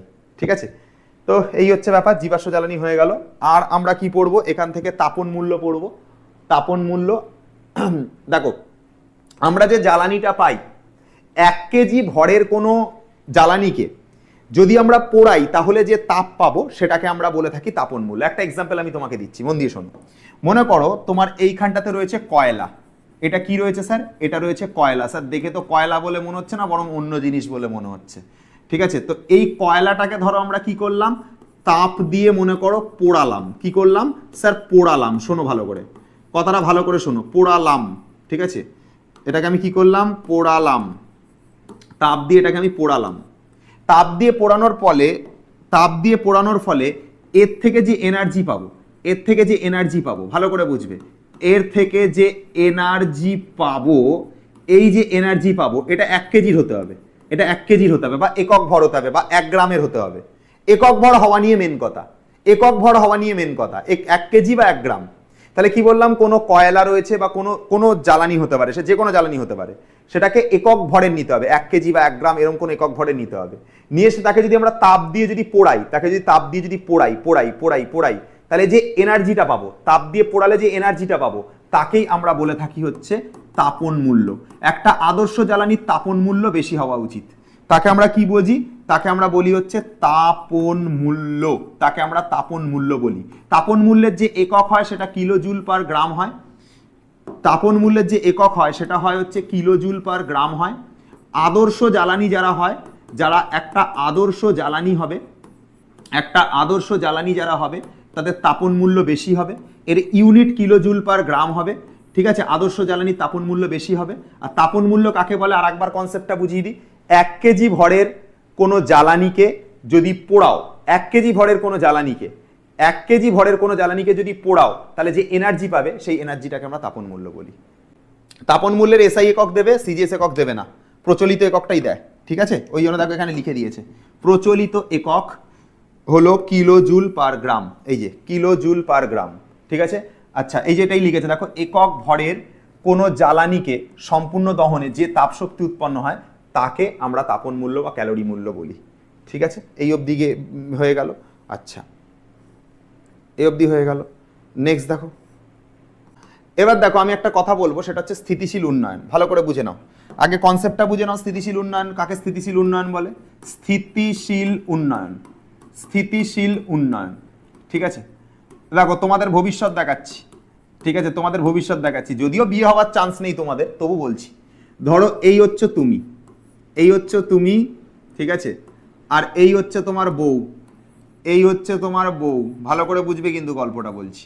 এই হচ্ছে তুমি, এই হচ্ছে তোমার বউ, আর এই হচ্ছে তোমার বাচ্চা। ঠিক আছে, এই হচ্ছে তোমাদের বাচ্চা। ঠিক আছে, ভালো করে বোঝো, ল্যা করছে। ঠিক আছে, এই হচ্ছে তুমি, তোমার বউ, আর এই হচ্ছে তোমার বাচ্চা। এটা হচ্ছে তুমি, আর এটা হচ্ছে তোমার বউ, এটা তোমাদের হচ্ছে বাচ্চা। এবার তোমরা কি করছো? এই বর্তমান যুগে দাঁড়িয়ে বলবে স্যার আমরা তো সিঙ্গেল। ঠিক আছে স্যার, আমরা তো সিঙ্গেল। ভালো করে শুনবে, দেখো মন দিয়ে শুনবে। কি বলবে? এই হচ্ছে তুমি, এই হচ্ছে তোমার বউ। বলবে স্যার আমরা তো সিঙ্গেল, আমার তো বউটাও নেই। তো তুমি আর তোমার বউ যদি এই মুমেন্টে দাঁড়িয়ে পৃথিবীর যদি সব সম্পদ, ধরো তোমরা এই মুমেন্টে দাঁড়িয়ে, প্লাস করে দিলাম, মাইনাস দিইনি কিন্তু, মাইনাস করে দিই, ডিভোর্স হবে তোমাদের সব কটার। ঠিক আছে, মাইনাস দিয়ে দিলাম এখানে। ধরো এই মুমেন্টে দাঁড়িয়ে পৃথিবীর যত সম্পদ রয়েছে সেই সম্পদগুলোকে তোমরা ব্যবহার করছো, সম্পদকে ইউজ করছো। হ্যাঁ করছি স্যার। এবার যদি তোমরা সব সম্পদ ইউজ করে দাও, তাহলে তোমাদের এই যে কচি বাচ্চাটা, এ কি ইউজ করবে? এই হচ্ছে তুমি, আর এই হচ্ছে তোমার বউ। তোমরা দুজনে মিলে যে প্রকৃতির সম্পদ ইউজ করছো, সেই সম্পদগুলো যদি সব ইউজ করে দাও, তাহলে তোমার বাচ্চারা তো কিছু ইউজ করতে পারবে না। তাহলে ব্যাপারটা বলছে স্থিতিশীল উন্নয়ন হচ্ছে সেটা, যাতে তোমরা এই তুমি আর তোমার বউ সম্পদ ইউজ করো, কোনো অসুবিধা নেই, ইউজ করো, কিন্তু ভবিষ্যৎ প্রজন্মের কথা মাথায় রেখে ইউজ করো, যাতে তোমরাও ইউজ করতে পারো আর তোমাদের পরবর্তী প্রজন্ম ইউজ করতে পারে। ভালো করে জিনিসটা বোঝো, স্যার এক্সামে লিখবো এটা, এইটাই তো কনসেপ্ট, ঠিক আছে? তোমরা ভবিষ্যৎ এখন যে সম্পদ ইউজ করছো সেই সম্পদ ইউজ করো, কোনো অসুবিধা নেই, সম্পদ ইউজ করো, কিন্তু এই বাচ্চাটার কথা মাথায় রেখে ইউজ করো, যে আমরা যদি সব ইউজ করে ফেলি সম্পদ, তাহলে প্রাকৃতিক যে সম্পদ যদি সব ইউজ করে ফেলি, তাহলে এই বাচ্চাটা না খেতে পেয়ে মরবে আমাদের জন্য। এইটাকে স্থিতিশীল উন্নয়ন বলে, এটাই বইয়ের ভাষায় লেখা আছে, এই জিনিসটাই বইয়ের ভাষায় লেখা আছে। দেখো এই জিনিসটাই বইয়ের ভাষায় লেখা আছে, দেখো এই জিনিসটাই কি লেখা আছে, এই যে প্রাকৃতিক সম্পদের পরিমিত এবং যথাযথ ব্যবহার, পরিবেশ বান্ধব প্রযুক্তি বা কৌশলে কি বলছে, যে বর্তমান জীবনযাত্রার মাননে বেশি লিখেছে বইতে, ফালতু লিখেছে, অনেক লিখেছে, এত কিছু দরকার নেই, এত কিছু লাগবে না, বেশি লিখে দিয়েছে। ভবিষ্যৎ পৃথিবীকে আগামী প্রজন্মের জন্য সুরক্ষিত করে, এই যে ভবিষ্যৎ প্রজন্মকে সুরক্ষিত করে তুলতে যে উন্নয়নমূলক কর্মসূচি গ্রহণ করা হয় তাকে স্থিতিশীল উন্নয়ন বলে। তাহলে আমি কি বললাম, স্টোরিটা বুঝতে পেরেছো? যে বর্তমান সম্পদের ইউজ করব, আমরা বর্তমান সম্পদের ইউজ করব, কিন্তু এই ভবিষ্যৎ প্রজন্মের কথাকে মাথায় রেখে। তাহলে বর্তমান সম্পদ আমরা ইউজ করব, কিন্তু ভবিষ্যৎ প্রজন্মের কথা মাথায় রেখে, যাতে এই সম্পদের ভাগ বা সম্পদ যাতে এরাও ইউজ করতে পারে। এই যে কর্মসূচিটা নেওয়া হয়েছে, এটাকেই বলা স্থিতিশীল উন্নয়ন। নির্দিষ্ট উষ্ণতা এবং চাপে জলের অণুগুলো খাঁচার মতো গঠন সৃষ্টি করে, ঠিক আছে? নির্দিষ্ট উষ্ণতা ও চাপে দেখো জলের অণুগুলো খাঁচার মতন গঠন সৃষ্টি করেছে। দেখো এই যে জলের অণুগুলো না, দেখো খাঁচার মতো গঠন সৃষ্টি করেছে। মনে করো একটা কিউব টাইপের শেপ তৈরি করেছে, এরকম বরফ টাইপের, ঠিক আছে? কি হয়েছে, নির্দিষ্ট উষ্ণতা ও চাপে, ঠিক আছে?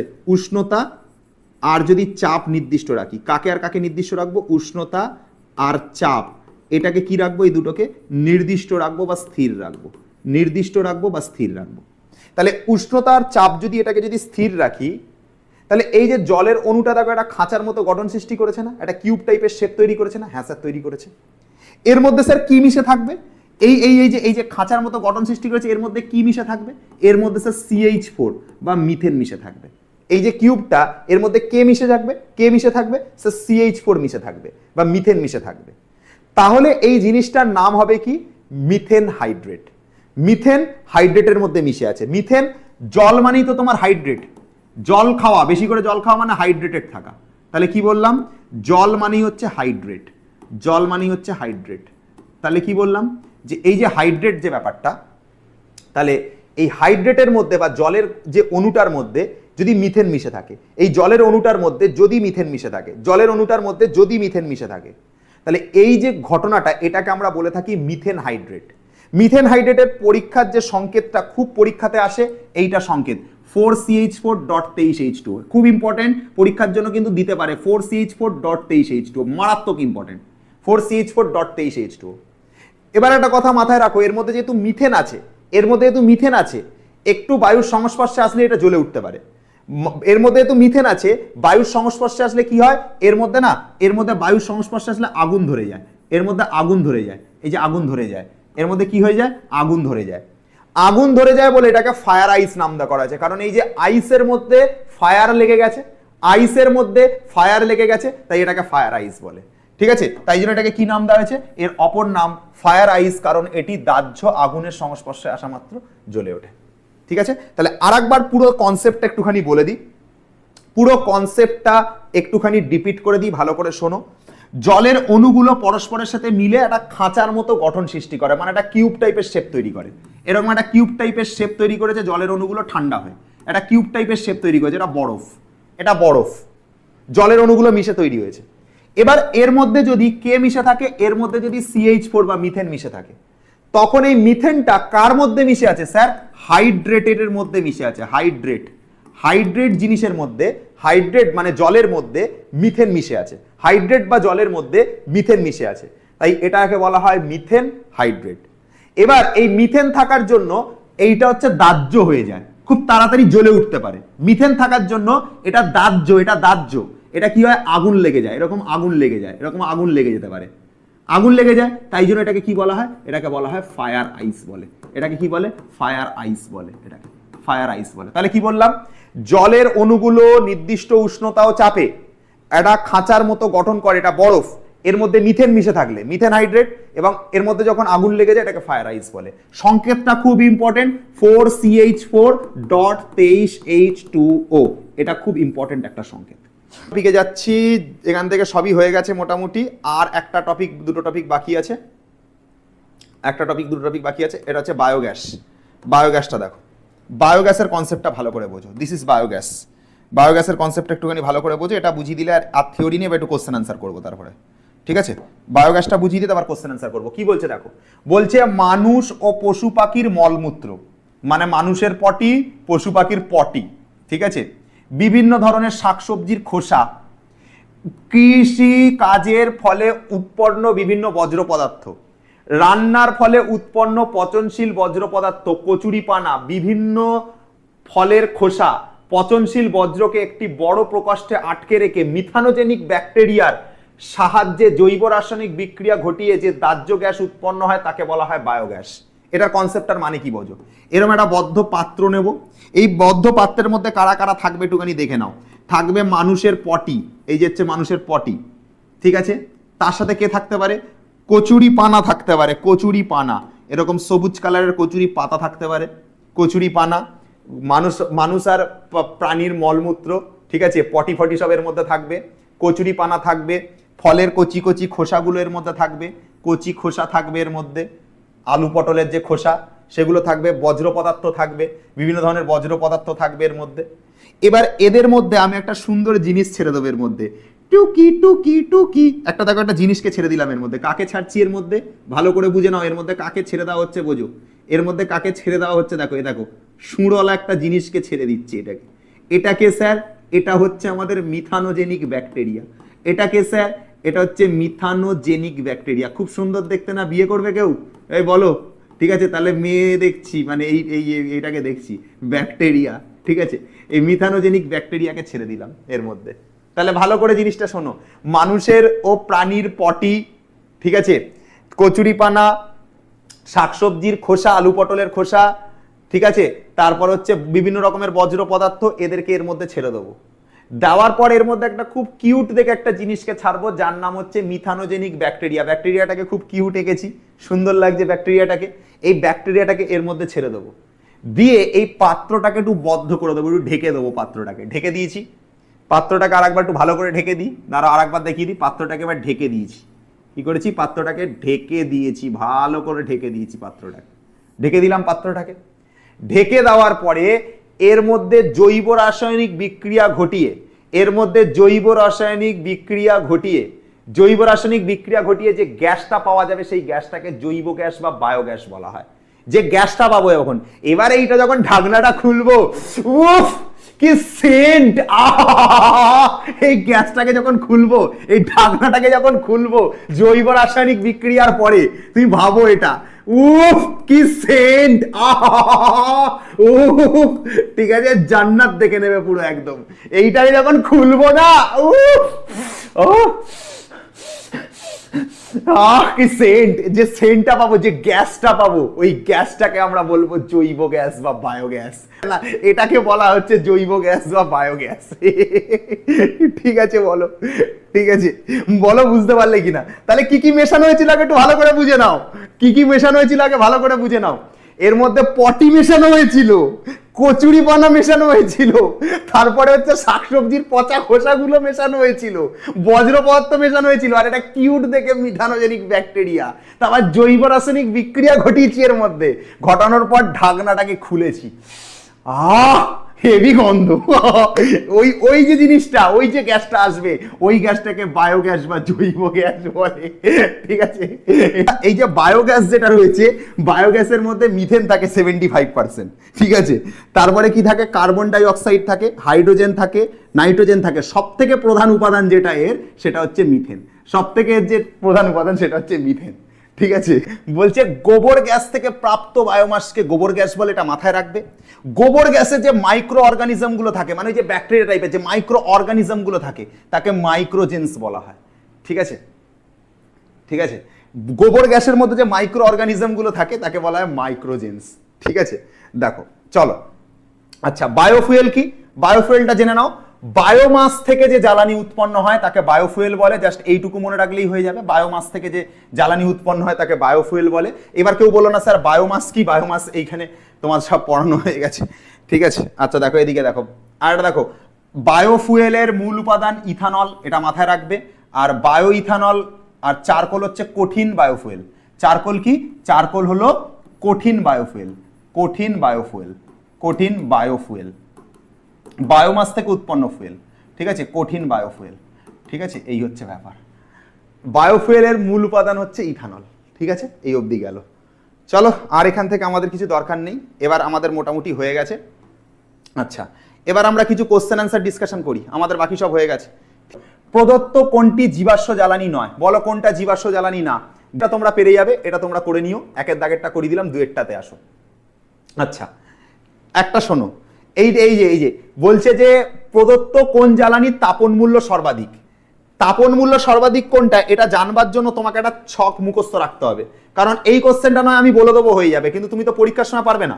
তাপন মূল্যের এই একটা ছক আছে, ছকটা ভালো করে মাথায় রাখো। দেখো সব থেকে বেশি তাপন মূল্য হচ্ছে হাইড্রোজেন গ্যাসের, কত, 150, ঠিক আছে। এর ওপর থেকে পরপর মনে রাখতে লাগবে, সব থেকে তাপন মূল্য কম ঘুটে, কম তাপ পাওয়া যায়। তার থেকে একটু বেশি তাপ পাওয়া যায় কাঠের মধ্যে 17 কিলো জুল পার গ্রাম। তার থেকে একটু বেশি তাপ কয়লাতে পাবো, তার থেকে একটু বেশি তাপ অ্যালকোহলে পাবো, ঠিক আছে। তার থেকে একটু বেশি তাপ চারকোলে পাবো, তার থেকে একটু বেশি তাপ বায়োগ্যাসে পাবো, তার থেকে একটু বেশি তাপ ডিজেলে পাবো, কেরোসিনে পাবো আরো একটু বেশি, পেট্রোলে আর একটু বেশি, এলপিজিতে আর একটু বেশি, প্রাকৃতিক গ্যাসের থেকে এলপিজি আর একটু বেশি, আর হাইড্রোজেন গ্যাসে আরো সবচেয়ে বেশি। তাহলে সব থেকে বেশি তাপন মূল্য 150, কার, সেটা হাইড্রোজেন গ্যাসের। তো আমার কাছে ওই যে কোয়েশ্চেনটা পড়ছিলাম তার মধ্যে তো হাইড্রোজেন গ্যাস অপশনে ছিল না, ওই কোশ্চেনটার মধ্যে হাইড্রোজেন গ্যাস অপশনে ছিল না। মাথায় রাখবে এই চারটা তোমরা স্ক্রিনশট তুলে নাও, সবাইকে বলছি এই চারটা স্ক্রিনশট তুলে নাও, তোমাদের বইতেও থাকতে পারে। এই চারটা স্ক্রিনশট তুলে নাও, এই পুরোই এই 12খানা জিনিসকে পরপর মনে রাখতে লাগবে। ঘুঁটে, কাঠ কয়লা, charcoal, alcohol, charcoal, biogas, diesel, kerosene, petrol, প্রাকৃতিক গ্যাস, রান্নার গ্যাস, হাইড্রোজেন গ্যাস। এই চারটা কিন্তু খুব ইম্পর্টেন্ট, এই চারটা কিন্তু খুব ইম্পর্টেন্ট, কারণ পরীক্ষাতে পরপর সাজাতে দেবে এই তাপন মূল্য ক্রমে, পরীক্ষাতে তাপন মূল্যর ক্রমে পরপর সাজাতে দিতে পারে, তো এটা মনে রাখবে। এলপিজি হচ্ছে কারেক্ট অ্যান্সার, এলপিজি হচ্ছে কারেক্ট অ্যান্সার, দুয়ের দাগেরটা। অর্থাৎ সব থেকে তাপন মূল্য কার বেশি, সব থেকে তাপন মূল্য যার বেশি সেটা হচ্ছে এলপিজি, তাপন মূল্য সবথেকে বেশি। অনুরূপ কোশ্চেনটা তোমরা করে নেবে, এটা বিকল্প অনুরূপ কোশ্চেন, তোমরা নিজেরা করবে এটা। আচ্ছা কোন পদার্থের তাপন মূল্য সবচেয়ে কম, এটা কাট অ্যান্সার হবে, হয়ে গেল। আচ্ছা এবার বলো দেখি, সূর্যালোকের কোন রশ্মির জন্য সোলার কুকার কাজ করে। দাগেরটা বি, অবলোহিত রশ্মি। 4এর দাগ হয়ে গেল, 5এর দাগেরটাতে আসো। 5এর দাগেরটা কি বলছে দেখো, বলছে ভূ অভ্যন্তরে সঞ্চিত কয়লার সঙ্গে কোন গ্যাসটি মিশ্রিত থাকে। এইটা খুব ভালো কোশ্চেন, যে কয়লার সাথে কোন গ্যাসটা মিশে থাকে বলো দেখি। ঠিক আছে, CH4, মিথেন। কয়লা খনিতে যে মিথেন গ্যাস পাওয়া যায়, যে মিথেন গ্যাসের মধ্যে হাইড্রোজেন সালফাইড উপস্থিত থাকবে না, হাইড্রোজেন সালফাইডে পচা ডিমের মতন গন্ধ, ওর সে গন্ধ শুকো না কোনোদিন। আমি একবার শুকেছিলাম ল্যাবে, H2S তৈরি করেছিলাম, তখন কেমিস্ট্রির হচ্ছে ক্লাস 11-এ পড়ি, 11 বা 12-এ হবে তখন, ঠিক আছে, 11 বা 12-এ। তো আমাদের স্যার কি করেছিল, মানে বহুত বদমাস ছিল, মানে এই দিকগুলোর ক্ষেত্রে, মানে যাতে হচ্ছে আমরা ইয়ে করতে পারি, কি বলে, আমরা হচ্ছে বদমাইশি করতাম, তো তো আমাদের সঙ্গে বদমাইশ করতো, ঠিক আছে। তো একদিন কি হয়েছে, আমাদেরকে তৈরি করতে দিয়েছে H2S, তো H2S তৈরি করতে দিয়েছে, এমন অবস্থা করেছি, মানে নিজে আমরা যে H2S তৈরি করেছি, ঢাকনা খুলে আমাদের নাকে ধরেছে, সবার প্রত্যেকের নাকে নিয়ে গিয়ে ধরেছে, আর ওই গন্ধ শুকে তারপরে আমরা আর কোনো 2-4 দিন ভাত খেতে পারিনি ঠিকঠাকভাবে, এমন অবস্থা গেছে, ঠিক আছে। মিথেন গ্যাসের মধ্যে এই যে H2S থাকে, তো H2S এ পচা ডিমের মতন গন্ধ, এই যদি একবার তুমি শুকে নাও, ঠিক আছে, তুমি বলবে ইয়ে শুঁক ডালা তো লাইফ পুরো জিঙ্গালালা জিঙ্গালালা, ঠিক আছে, এতে যদি শুকে নাও একবার গন্ধ, তাহলে লাইফ পুরো জিঙ্গালালা হয়ে যাবে, তো মিথেন গ্যাস হয়ে যাবে, ঠিক আছে। আচ্ছা H2S এর উপস্থিতিহীন মিথেন গ্যাসকে আমরা বলে থাকি হচ্ছে সুইট গ্যাস, ঠিক আছে। আর তোমার হচ্ছে কয়লার খনিতে যেটা পাবে, কয়লার খনিতে তুমি যেটা পাবে, কয়লার খনিতে তুমি কি পাও, কয়লার খনিতে তুমি পাও হচ্ছে CH4, এটাকে বলা হয় কোলবেড মিথেন, এটাকে বলা হয় CBM বা কোলবেড মিথেন, এই জিনিসটাকে আমরা বলে থাকি CBM বা কোলবেড মিথেন। কয়লার খনিতে তুমি যে মিথেনটা পাবে সেটাকে কোলবেড মিথেন বলে, ঠিক আছে। আর H2S এর উপস্থিতিহীন মিথেন গ্যাসকে বলা হয় সুইট গ্যাস। পরের কোশ্চেনটা তোমরা নিজেরাই পেরে যাবে, একই কোশ্চেন আছে, করে নেবে নিজেরা। আচ্ছা নেক্সট কোশ্চেনের দিকে যাই। কি বলছে, বলছে গ্রিন হাউস গ্যাস হিসাবে পৃথিবীর উষ্ণতা বৃদ্ধির জন্য কোন গ্যাসটির অবদান সবচেয়ে বেশি, মানে কোন গ্যাসটা সব থেকে অবদান রেখেছে পৃথিবীর উষ্ণতা বাড়ানোর জন্য। কার্বন ডাই অক্সাইডের অবদান সবচেয়ে বেশি পৃথিবীর উষ্ণতা বাড়ানোর জন্য, কার্বন ডাই অক্সাইডের অবদান সব থেকে বেশি পৃথিবীর উষ্ণতা বাড়ানোর জন্য।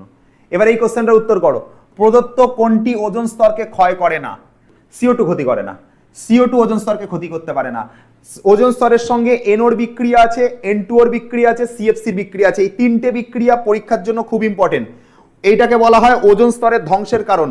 আমি একটুখানি বলে দিই, দেখো বাবু, দেখো ওজোন স্তরের সাথে এই যে চারটা, এটা স্ক্রিনশট তুলে নেবে, কোন স্টেপের পর কোন বিক্রিয়া হয়। এই যে সক্রিয়, এটা CFCl2 হবে, এটা এটা হচ্ছে সক্রিয় ক্লোরিন। এই সক্রিয় ক্লোরিনের জন্য ওজোন স্তরে বিক্রিয়া ঘটে এবং ওজোন স্তর ধ্বংস হয়। তাহলে জেনে রাখবে, ওজোন গ্যাসের সাথে, জেনে রাখো এই যে ওজোন গ্যাসটা, ওজোন গ্যাসের সঙ্গে CLOর বিক্রিয়া হয়। CLOটা কোথা থেকে এসছে? CFCl3 বা ক্লোরোফ্লোরোকার্বন থেকে এসছে। তাহলে ওজোন গ্যাস CFCর সাথে কিভাবে বিক্রিয়া করা হয়, এটাই তিনটে স্টেপে লেখা আছে। এই জিনিসটা বাড়িতে ভালো করে পড়বে, স্ক্রিনশট নাও, এটা মারাত্মক ইম্পর্টেন্ট কোশ্চেন।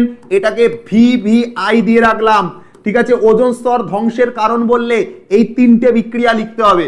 ওজোন স্তর ধ্বংসের কারণ পরীক্ষা দেওয়ার চান্স খুব বেশি, দিলে এই তিনটে বিক্রিয়া লিখতে হবে।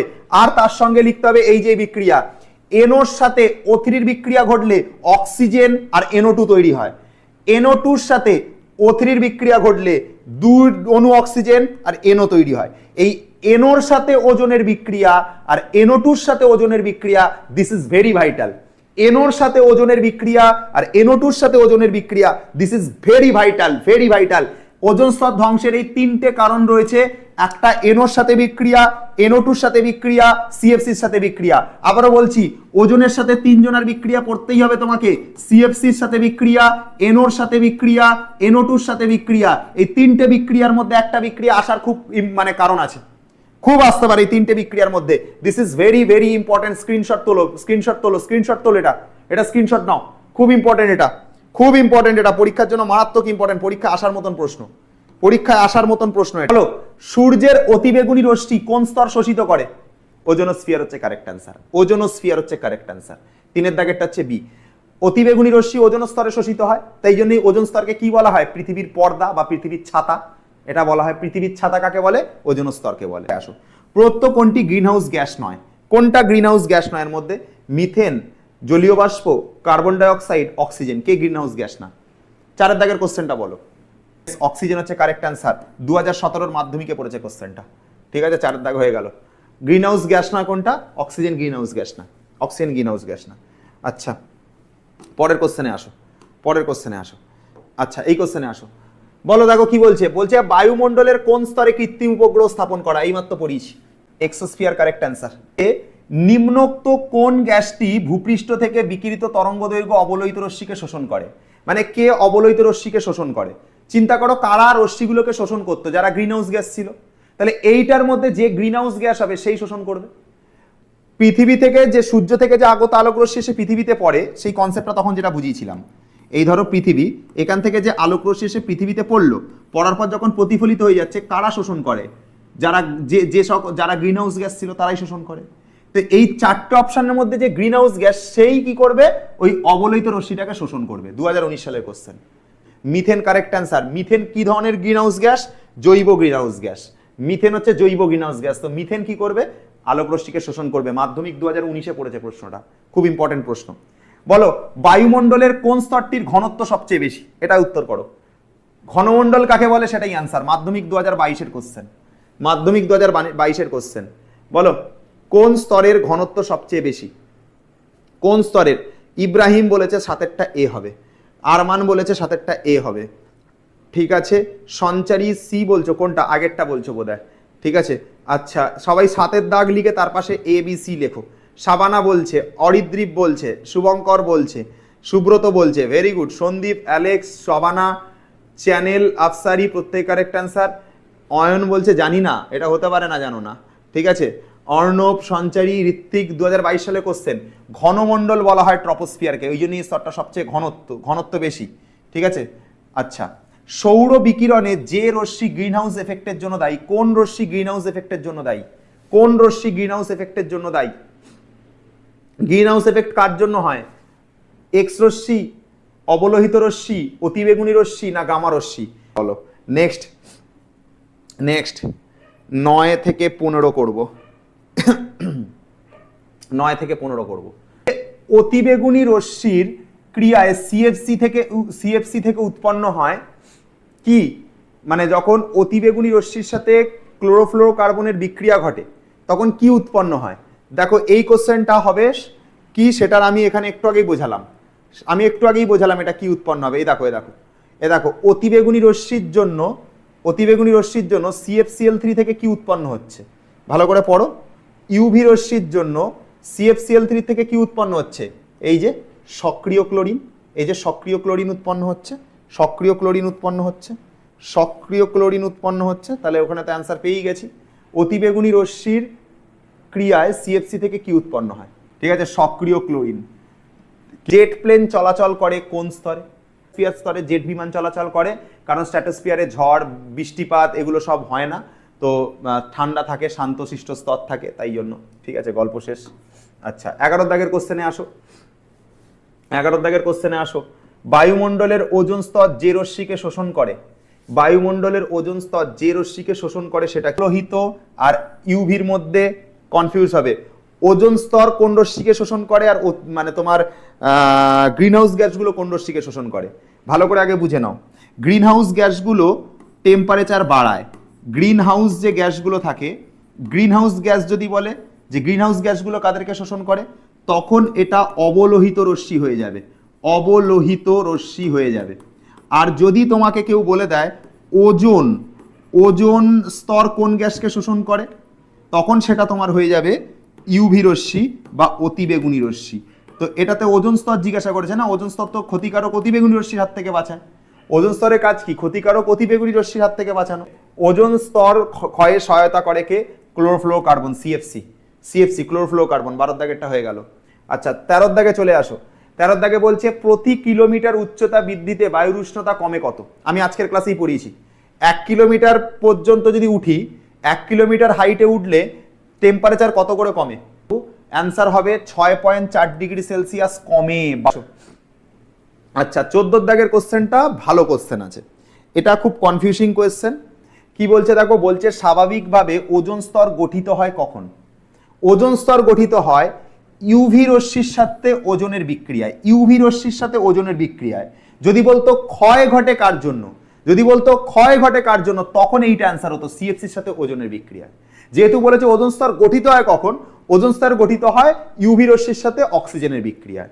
তো এটার অ্যান্সার বি হবে, এটা করে দিলাম। 15 দাগের অ্যান্সারটাতে চলে আসো।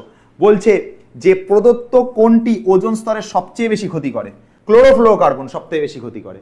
দেখলে তো ওজোন স্তরের ক্ষয়ের জন্য তোমার ক্লোরোফ্লোরোকার্বন দায়ী ছিল। এই দেখো ওজোন স্তরের সাথে বিক্রিয়া, এই দেখো বিক্রিয়াটা দেখিয়ে দিচ্ছি তোমাদেরকে। দেখো এই যে ওজোন গ্যাসের ভাঙন ঘটিয়ে কি করে? ওজোন গ্যাসকে অক্সিজেনে পরিণত করে। কে করে? সিএফসি করে। এই যে সিএফসির বিক্রিয়াটা রয়েছে, এটা খুব ইম্পর্টেন্ট। আমি তো বলছি ভেরি ভেরি ইম্পর্টেন্ট, এখান থেকে কোশ্চেন আসার চান্স খুব বেশি। 3টে বিক্রিয়া ভালো করে পড়বে, বারবার বলে দিচ্ছি। সিএফসির সাথে বিক্রিয়া, এনওর সাথে বিক্রিয়া, NO2 সাথে বিক্রিয়া, খুব ইম্পর্টেন্ট ওজোন স্তরের ক্ষয়ের জন্য। সিএফসি অ্যান্সার হবে। ঠিক আছে, 15 দাগেরটা সিএফসি অ্যান্সার হবে। ঠিক আছে, চলো, এটা কোনটা অ্যান্সার হবে? সিএফসি অ্যান্সার হবে। হয়ে গেল 15 অবধি। আর 5খানা কোশ্চেন আছে, তোমরা নিজেরা করবে। এই যে 16 দাগ থেকে শুরু করে এই যে 20 দাগ পর্যন্ত, এই যে 16 থেকে শুরু করে 20 দাগ অবধি কমেন্টে উত্তর দেবে। ঠিক আছে, কমেন্টে। ঠিক আছে, চলো, টাটা, গুড বাই, ভালো থেকো সবাই।